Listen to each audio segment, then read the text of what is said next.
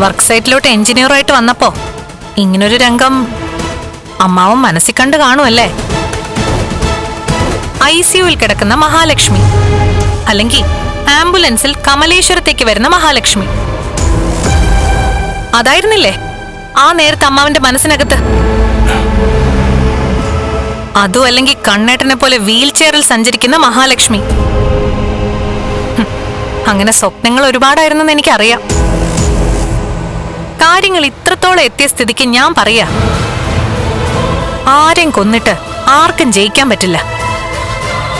വയസ്സ് 10-60 കഴിഞ്ഞില്ലേ? ഇനിയെങ്കിലും പണത്തിനോടുള്ള ആർത്തി ഒന്ന് മതിയാക്ക്. വീൽ ചെയറിന്റെ സഹായത്തോടെ നടക്കുന്ന ഒരു മനുഷ്യനൊരു കൈത്താങ്ങായിട്ടാ ഞാൻ വന്നത്. ഒരുപാട് പരിമിതികളിൽ നിന്നുകൊണ്ടാണ് സ്വന്തം അനന്തരവൻ ജീവിക്കുന്നത്. അതുപോലും തിരിച്ചറിയാനുള്ള ബുദ്ധി നിങ്ങൾക്കൊന്നും ഇല്ലാതായി പോയല്ലോ. പുറത്ത് നിപ്പുണ്ട് കൂട്ടുകക്ഷി. ഇനി അയാളെ എനിക്കൊന്ന് കാണണം.